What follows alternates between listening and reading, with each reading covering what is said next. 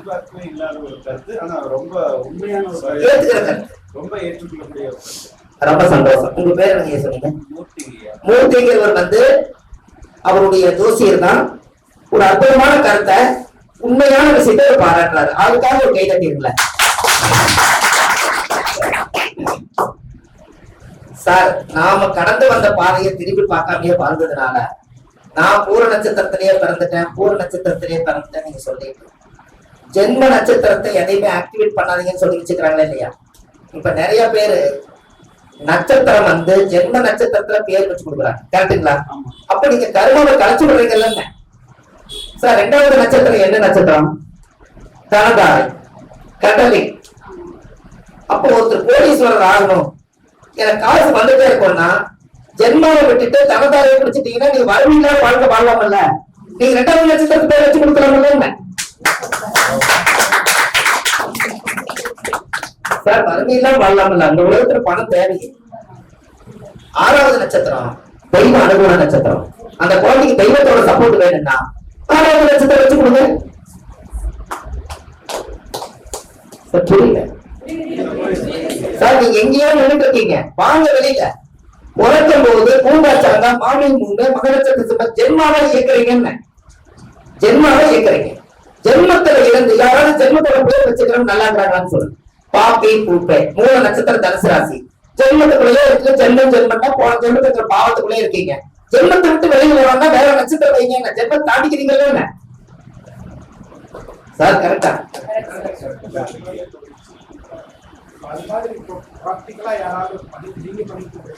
Sir?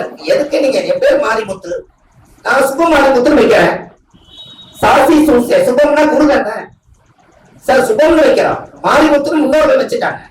ஆனா நம்மளுக்கு என்ன சுபம்னு வைக்கிறோம். சுபம்னா என்ன? 27வது நட்சத்திரம். சுபம்னா வணங்கத்தக்க நிலை. அவ்வளவுதான், முடிஞ்சு போச்சு. அந்த ஒரு வணக்கம் கிடைக்கவே இல்லைங்களா? ஐயா நீங்க எதுவா இருக்கிறீங்க வேலை செய்ய சார். ஜென்ம நட்சத்திரத்துல பேர் வச்சு எல்லா பேருமே ஜென்மாவிலேயே போய் நின்றது. அந்த ஜென்மத்திலிருந்து நம்மளால வெளியில வர முடியல. அப்ப நம்ம அந்த பிறந்த நட்சத்திரத்தை நீங்க பேர் வச்சு கொடுத்தா அந்த குழந்தைக்கு தாத்தாவுடைய சொத்து பிள்ளைகிட்டான்னா தாத்தாவுடைய பாவம் பிள்ளைகிட்டான். அப்போ அவர் செஞ்ச பாவத்தெல்லாம் இந்த குழந்தை அனுபவிக்கணும்னு என்னவையா இருக்குது. அதனாலதான் அந்த காலத்துல கோயில்ல போய் குலதெய்வ பேரை வச்சாங்க. பேசு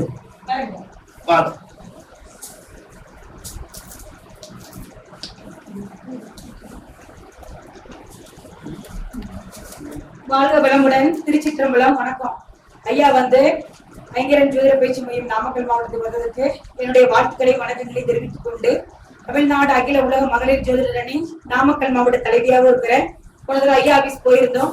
அற்புதமான வரவேற்பு. ஃபேமிலி எல்லாருமே அழகான ஒரு குடும்பம், ஒரு புதிய குடும்பத்தை கண்ட ஒரு மகிழ்ச்சி. அதுக்கே ஐயா ஒரு பாராட்டு நம்ம வைத்துக்கலாம். ஐயா சொன்ன மாதிரி இது வந்து ஐயா முன்ன சொன்னது ஏஎல்பி பத்ம மகாலிங்கம்னு ரொம்ப வராங்க, எங்களுடைய இதுல இருக்காங்க. அது வந்து அச்சய இலக்கரி பദ്ധதிங்கிற ஒரு அமைப்பு. நம்ம பிறந்த ஜென்ம ஜாதகத்தை எடுத்துட்டாலும் ஒரு வயசுக்கு 3 டிகிரி, அப்ப 10 வயசுக்கு நம்ம 30 டிகிரி ஒரு பாகை ஆக்டிவேட் ஆகுது. அப்படி நம்ம அதை முறையில கணிச்சு பாக்குறப்ப இப்ப நமக்கு என்ன திசா புத்தி நடக்குது, என்ன புத்தி நடக்குது நம்ம வச்சு பார்த்தோம்னா ஜோதிடம் ஒன்னாதான் இருக்கும். எங்க சுத்தினாலுமே ஜோதிடம் ஒரு இடத்துல முடியும். பராசர முறைங்கிறது நமக்கு பேசிக் அஸ்ட்ராலஜி தான். ஆனா வந்து நாடி ஜோதிடம், சார ஜோதிடம், சீவநாடி ஜோதிடம், எத்தனை ஜோதிடங்களை நம்ம எடுத்துக்கலாம். பிறகு நாடி, சமசப்தரிசி நாடி, எந்த நாடிகளை நம்ம எடுத்தாலும் எங்க டச் பண்ணாலும் பாவகங்களும் காரகங்களும் இருந்தா போதும். தொடர்பு கொண்டாந்து முடிக்கிறது இந்த பிரபஞ்சம் எதுல முடிக்குதுன்னா அக்யூரட்டா முடிக்கிறது அதே அமைப்புலதான் முடிக்கும். ஐயா சொன்னது அது உண்மைதான். அப்ப அந்த டிகிரிகளை நம்ம பிரிக்கணும். இப்ப 40 வயசு நம்ம நடந்துட்டு இருக்குதுன்னா எந்த ஆக்டிவேஷன் எங்குதுன்னு பாக்குறப்ப நமக்கு அந்த 4வது இடம் 3வது இடம் தான் இயங்கும். சரிங்களா? ஐயா சொன்னதுல இது முழுக்க முழுக்க இன்னொரு உண்மை. என்னுடைய நட்சத்திரம் வந்து சிம்ம ராசி மக நட்சத்திரம். அப்ப எனக்கு பேர் பாத்தீங்கன்னா மாமி மூமே இடத்துலதான் வரணும். என்னுடைய குலதெய்வத்து பேரு அந்த காலத்திலேயே சந்திர குல ராசாத்தி மகாலட்சுமி தாயார், அப்புறம் வந்து தங்களையாண்டவர்ங்கிறது எங்களுடைய குலதெய்வத்து பேரு. எங்க அப்பா வச்ச பேர் வந்து ராசாத்தின்னு தான் வச்சுட்டாரு. இன்னைக்கு பார்த்தோம்னா நிறைய இதுல ஜொலிச்சுக்கிட்டு தான் வர்றேன், ஒன்னும் பிரச்சனை இல்லை. அப்படிங்கிற அந்த ரா எழுத்து எதுல இயங்குதுன்னு பாக்குறப்ப சுவாதி நட்சத்திரத்துல இயங்குது. அப்ப நமக்கு துலாம் ராசி தான் இயங்குது. சிம்ம ராசியோட துலாம் இயங்குது. துலாம் ராசிங்கிறது பலமா இயங்கிட்டு வருதுங்கிறது என்னுடைய கருத்து. பேருக்கும் நமக்கு இதுக்கு சம்மந்தம் இல்லை. துலாம் எத்தனாவது தார? 6வது தார, சாதக தார. அப்ப சாதக தாரனா குலதெய்வத்தினுடைய அனுகிரகம் இயங்குது. குலதெய்வத்தினுடைய அனுகிரகம் பலமா நமக்கு இயங்கிட்டு வருது, சிறப்பா இயங்குது. அப்ப நிறைய நம்ம பேர் வச்சுட்டு நம்ம வந்து ஏன் இப்படி இருக்கிறோம் அப்படின்னு நம்ம நினைக்கிறத விட, சாதக தாரையா இருக்கட்டும், சம்பத்து தாரையா இருக்கட்டும், கணக்காரை ஐயா சொன்ன மாதிரி இதுல நம்ம ஒரு நேம் போர்டு, ஒரு நம்ம கடை வைக்கிறோம், குழந்தைங்களுக்கு நம்ம மாற்றங்கள் பண்றோம், இது நியூமராலஜி நேமாலஜின்னு சொல்லுவோம்.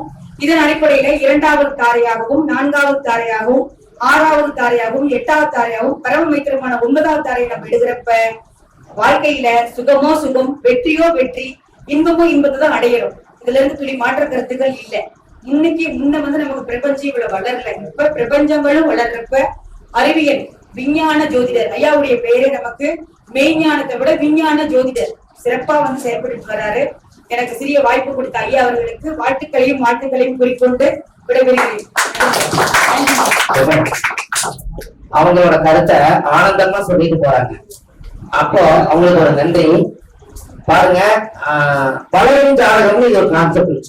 இனிமேல் வளரும் ஜாதகம், பிறந்த ஜாதகம், நீங்க வச்சுக்கிற ராசி கட்டம், வளரும் ஜாதகம்னு ஒண்ணு கிரியேட் பண்ணி வைங்க. வளரும் ஜாதகம்னா இப்ப நான் சொன்ன பாத்தீங்களா, அவங்கவுங்க பிறந்த நட்சத்திர திசையில இருந்து இப்ப கரண்ட்ல நீங்க எந்த திசை போயிட்டு இருக்கிறீங்களோ அங்கதான் உங்களுடைய ராசிநாதன் இயங்குறாரு. அந்த திசை அதாங்கய்யா, அந்த திசாநாதன் இயங்குறாரு. அந்த ராசிக்கு நீங்க எவ்வளவு நாள் கடந்து வந்துருக்கிறீங்கிறத நீங்க தெரிஞ்சுக்கங்க. அதனாலதான் அசுவனி நட்சத்திரத்திலிருந்து முடிவு நட்சத்திரம் வந்து எப்படி வருதுங்க? ரேவதி இல்ல, முடிவு பாட்பாட்டா வாங்க. முகம்பை 27 கரெக்டா சொன்னீங்க. ஆயுத நட்சத்திரத்தோட ஜென்மம் முடிஞ்சது. மறுபடியும் என்ன ஆகுதுங்க? மக நட்சத்திரம் இனப்பெருக்கம் ஆகுது. மக நட்சத்திரம் இனப்பெருக்கம் ஆகுது. மகன் வந்து என்னையா இல்ல, மக இனப்பெருக்கம் மறுபடியும் ஆகணும்னா அங்க வந்து 9 நட்சத்திரம் முடிஞ்சிருச்சுன்னா அப்புறம் யாரு உயிரை உருவாக்குறது? அத சொல்ல வரேன். மக நட்சத்திரம் ஆணிலையும் பூர நட்சத்திரம் பெண்ணிலையும் ரெண்டும் யோனி பொருத்தம். ஆணும் பெண்ணும் சேர்ந்து ஒரு இனப்பெருக்கமாகி 16 நாளைக்கு ஒருக்கா குட்டி போடுறது எலிக்குட்டி மட்டும்தான். அதனாலதான் அங்க கொண்டு போய் மக நட்சத்திர ஆணிலையும் பூர நட்சத்திர பெண்ணிலையும் வச்சு காலச்சக்கரத்துக்கு 5ஆம் இடம் உத்தரஸ்தானம்னு வச்சாங்க. அதனாலதான் இனப்பெருக்க குழந்தை உருவாச்சு. அந்த இடத்துல இருந்து மறுபடியும் எங்க வர்றீங்க? கேட்டுக்கு வந்துடுறீங்க. இங்க ஒரு யுகம் முடிஞ்சது. கேட்டுல இருந்து ரேவதிக்கு போறீங்க. கரெக்டுங்களா ஐயா? அப்ப புதன் தான் முடிக்கிறார். கரெக்டுங்களா? அதனாலதான் அர்த்தநாரீஸ்வரர் ஆண் பாதி பெண் பாதி, ஆணும் இல்ல பெண்ணும் இல்லையே நிக்கிற புதன் வந்து அந்த நட்சத்திரமா இருந்தனாலதான் பிறவி இல்ல. அப்ப மறுபடியும் உற்பத்தி ஆகி ஆகணும். அதனாலதான் காலச்சக்கரத்துக்கு கடவுள் தாண்டி கொண்டு போய் 5ஆம் இடம் சிம்மத்தை கொண்டு போய் வச்ச சூரியன் தான் கரு வளர்ச்சி அப்படி வச்சிருக்காங்க.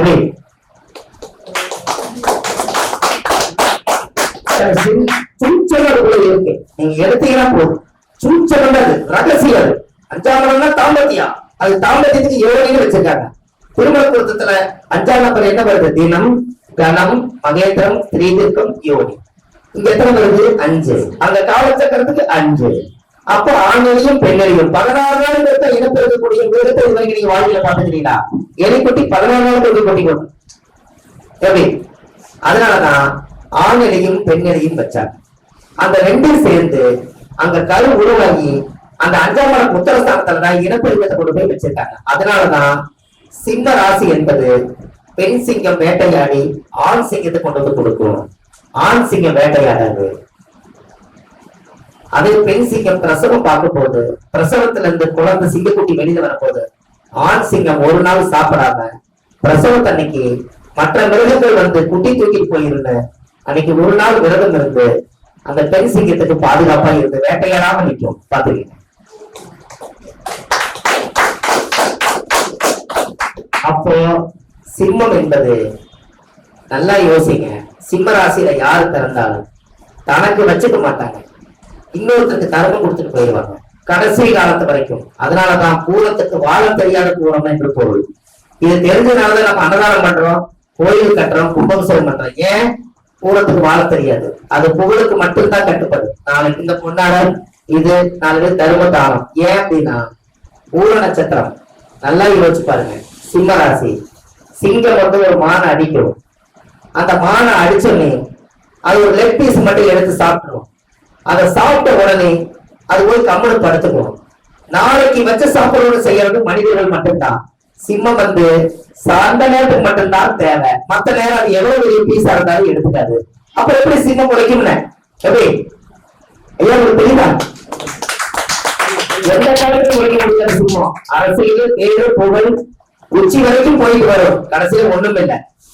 அதனாலதான் ராசியில முதல் ராசி அம்மா சொல்லு ராசியில முதல் சிம்மத்துக்கு கொடுத்தாங்க.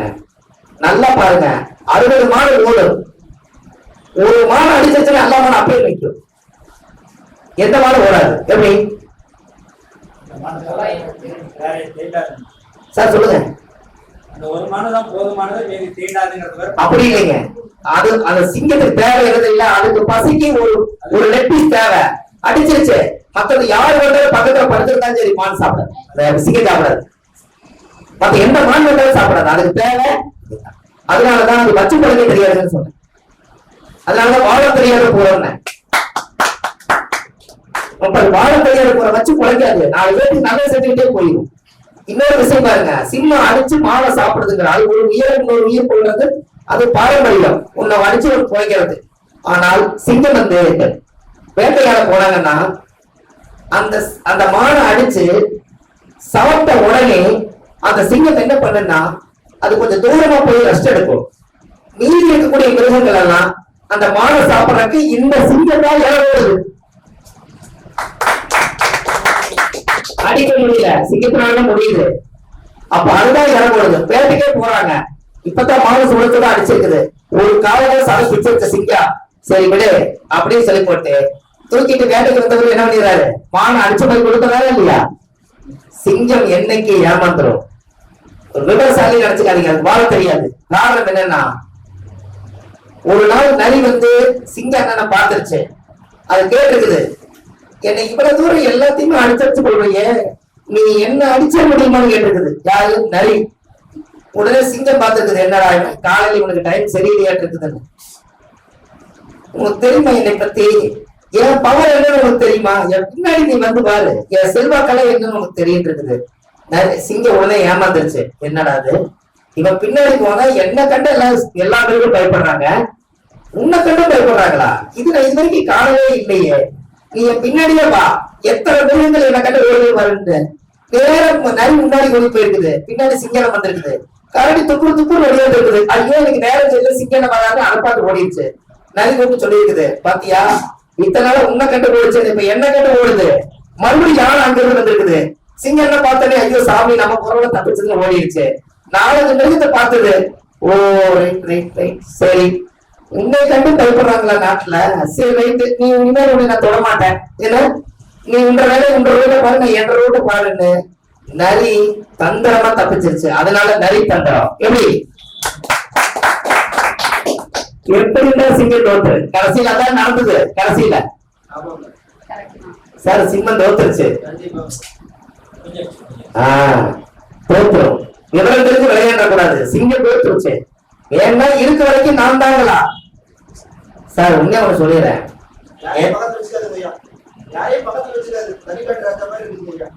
ஐயா நாங்களே அப்படித்தான் இருக்கோம்.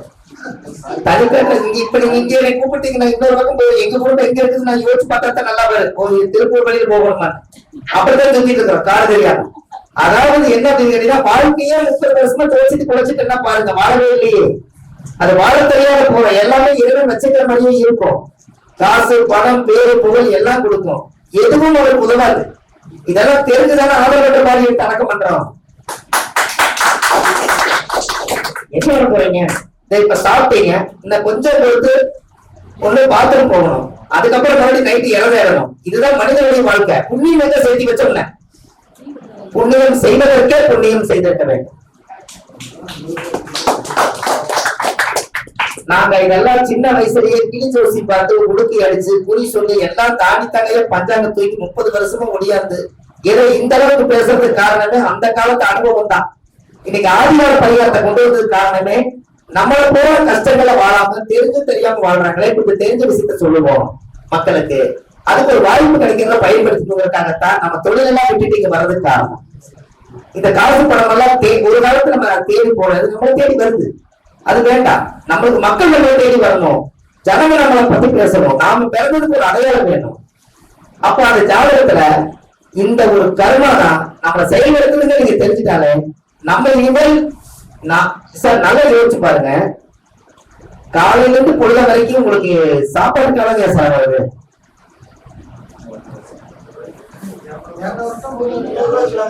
சார் காலையில டிஃபன் 50 ரூபா, மத்தியில சாப்பாடு 100 ரூபா, நைட் டிஃபன் 200 ரூபா முடிச்சு.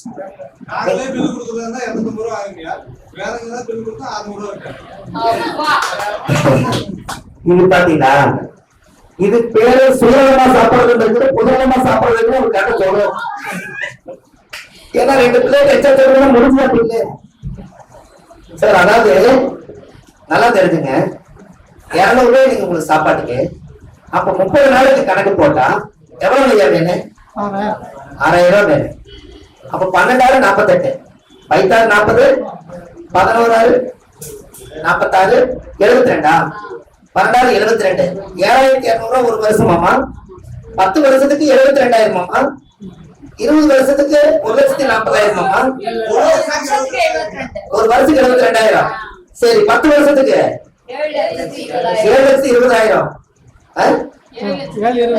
அப்படியா? 30 வருஷத்துக்கு 3,21, 25 லட்சம் ரூபாய்க்கு 30 வருஷம், 20 வருஷம் தாய் சோழி வளர்த்திருது. 21 வருஷம் மொத்தமாவே எவ்வளவு வருதுங்க? 25 லட்சம் ரூபாய் வேணும்.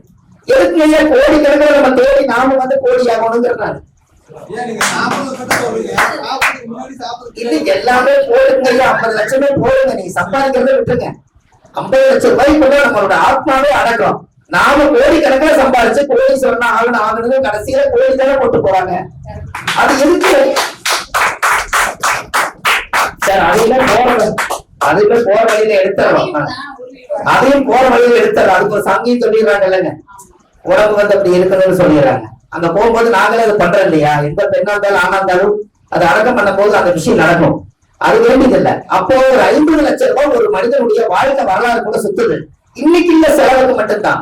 அந்த காலத்துல 50,000 இருந்தாலே பெரிய விஷயம் இல்லைங்களாமா? அப்ப 50 லட்சம் ரூபாய் ஒரு மனிதனுக்கு தேவைன்னா நீங்க என்ன பண்ணலாம்? ஆல்ரெடி ஒரு 5 லட்சம் ரூபாய் 10 லட்சம் ரூபாய்க்கு ஒரு இடத்த வாங்கி நீங்க 30 வருஷத்துக்கு முன்னாடியே வாங்கி போட்டா அதுவே 50 லட்சம் ஆயிடும். அதை வாங்கி வைத்து நம்ம வட்டிக்கு வாங்கி சுடுநீர் பேனர் போட்டு சாப்பிட்டுக்கலாம். ஆனா இந்த ஞானத்தையும் உண்மையான கலையும் இந்த ஜோதிடத்தையும் பணத்துக்கு அப்பாற்பட்ட ஒரு நல்ல அறிவை தேடலாமே இல்லைங்கய்யா? 30 வருஷத்துக்கு தான் நம்ம கணக்கு போட்டுக்கலாம். நம்ம மாதத்தேவை செலவு தேவை, ஒட்டுக்கா 30 லட்சம் தேவை இல்லையில. இதெல்லாம் நம்ம கணக்கு போட்டு பார்த்தா நம்மளுக்கு ஒரு 50 லட்சம் ரூபாய் தான் நம்ம வாய்க்கு கைக்கு தேவை. மருத்துவ செலவுக்கு தேவை தேவை. ஆனால் புண்ணியத்தை நாம் இந்த பிறந்து இவ்வளவு அறிவோட எல்லாத்துக்கிட்டையும் பழகி இத்தனை உலகத்தை சுத்தி பார்த்து நாம் இந்த பூமிக்கு வந்ததே கருமாவை கழிக்கத்தான். போன ஜென்மத்துல ஏதோ ஒரு பாவங்கள் இருந்திருக்கு, அந்த பாவத்தினுடைய கர்மாவை கழிக்கத்தான் இந்த ஜென்மத்துல மனித பிறகு ஒரு தடவை நம்ம எடுக்கிறோம். இதையும் காலத்தின் மூலியமா நம்ம வேஸ்ட் பண்ணக்கூடாது அல்லவா?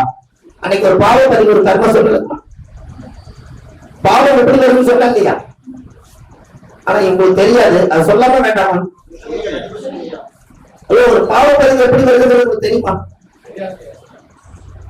ஒரு சன்னியாசி ஒரு வீட்டுல தங்கியிருக்க, ஒரு புருஷ பொண்டாட்டி எதுக்காக தங்கியிருக்காங்க. அந்த பொண்டாட்டி வந்து சன்னியாசி, அந்த அம்மா வந்து சன்னியாசி மேல ஒரு ஆசை, நான் அவரை அடைஞ்சே தீர்வேன். ஒரு நாள் போய் கேட்டிருக்குது, என்ன நீங்க வந்து நான் உங்களோட வாழணும்னு ஆசைப்படுறேன். அந்த அம்மா போய் கேட்டிருக்கு. அந்த அம்மா கேட்ட உடனே அவர் சொல்லிக்கிறார் சன்னியாசி, நான் ஒரு சன்னியாசிமா, நீ கல்யாணமான பொண்ணு எப்படிமா அப்படின்னு கேட்டுக்கிறாரு. இந்த அம்மா போய் என்ன பண்ணி போடுச்சு, நான் கல்யாணம் ஆனதுனால தானே என்னை ஒதுக்குறீங்க, புருஷன் பொண்ணு போடுச்சு.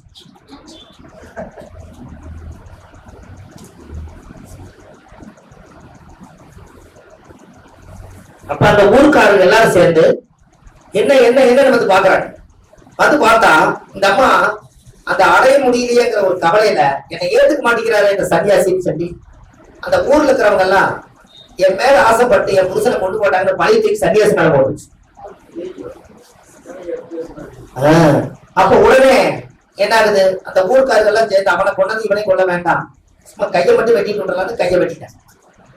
கையை வெட்டி மணிக்கட்டோட போய் அவர் காட்டுக்குள்ள போயிட்டார். இது 1000 வருஷத்துக்கு முன்பு. அதுக்கு முன்னாடி உடனே பாட்டு போட்டு ஒரு ஹோட்டல் கடையில சாப்பாடு வாங்கி சாப்பிடுற இடத்துல ஒரு சாப்பாடு வாங்கி சாப்பிடறதுக்காக ஒருத்தன் போயிருக்கான். அவன் போய் பசி, அவன்கிட்ட காசு இல்ல, சாப்பாடை திருடி தின்றுருக்கான். அந்த ஓட்டக்காரர் துரத்திட்டு வந்திருக்காரு. அப்ப துரத்திட்டே போயிட்டு இருக்கும் போது இந்த காட்டுக்குள்ள போய் சன்னியாசி போய் தவம் பண்ணி பார்த்துட்டு, சிவன் என்னைக்காவது ஒரு நாள் நேர்ல வந்தா இந்த கையை எதுக்கு, நான் எந்த பாவம் அது எந்த தப்புமே நான் செய்யலையே, நான் இந்த தப்பே செய்யாதவனுக்கு எதுக்கு என்னை கையை வெட்டினாங்க, அதுக்கு சிவன் எனக்கு சொல்லியே தீரணும்னு இவர் உட்கார்ந்து. அப்போ இந்த அரக்க துரத்திட்டு வரும்போது இந்த சாப்பாடு திருடம் போய் சன்னியாசி பின்னாடி ஒழிஞ்சுட்டான். அப்ப இவர் என்ன பண்றாரு, அந்த கடைக்காரர் வரும்போது இந்த சன்னியாசி என்ன பண்ணிடுறான், பல யுகத்துக்கு முன்னே அந்த கையை அந்த முண்டி கையை வச்சு அவன் அங்க ஒழிஞ்சுக்கிறான்னு சொல்லி வாயில பேசாம கையில போய் காமிக்கிறான். உடனே இந்த ஹோட்டலுக்காரர் போய் அவனை போய் கண்டுபிடிச்சு கொன்றவர். அது கொண்டு முடிச்ச உடனே இந்த கையை காட்டி கொண்டாச்சு. இது முடிஞ்சதுக்கு அப்புறம் சிவனே நேரில் வர்றார். இந்த சன்னியாசி கேட்கிறான், ஏமா என் சாமி, இத்தனை காலமா நான் உண்மையா வாழ்ந்தேன், நான் ஒரு பாவமே செய்யல, என்னை எதுக்கு ஜனங்கெல்லாம் எது கையை வெட்டான்னு கேட்டான்.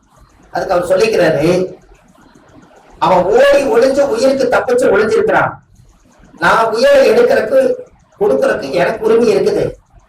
அவங்க கத்தி எடுத்துட்டு வரும்போது இவரை கொல்றதுக்காக நீ தானே இந்த கையை இப்படி காமிச்ச, அதனாலதான் அவர் போய் கொண்டாரு, அதை காமிக்காம இருந்தா அவர் போயிருப்பாருல ஆள் இல்லைன்னு, அந்த உயிர் போறதுக்கு உனக்கு தானே பங்கு இருக்குதுன்னு சொல்லி அதனாலதான் அப்பவே கையெடுத்துட்டாங்க, அது கை நீட்டுன்னு சாப்பிட்டாரு சொன்னார். எப்படி ஐயா உங்களுக்கு புரியுதா? நாம் யாருக்கு நம்ம பாவம் செய்யறோமோ அப்ப எவ்வளவு தண்டனை சொல்லுங்க, கையை இப்படி நீட்டுறதுக்கே கை போச்சு. அப்ப நம்மளோட கர்மம் எப்படி வேலை செய்திருப்பாரு, நம்ம எத்தனை குடும்பத்தை நாம ஒரு தகாத முறையில கெடுத்தால் அதுக்குரிய பாவங்களை இந்த ஜென்மாவிலேயே அனுபவிச்சுட்டு தான் போக முடியும். அப்படியெல்லாம் எடுத்துட்டு எல்லாம் போக முடியாது, இங்க எதுவும் கணிக்கணும். ஏன்னா மனித பிறவி ஒரு உணர்வு மூலம் பிறந்தாகும். அதனாலதான் ஜாதகங்கள்ல சில கிரகங்கள் எல்லாம் கோப பார்வையில இருக்கிறதுக்கு பேர் தான் மக்கரம்.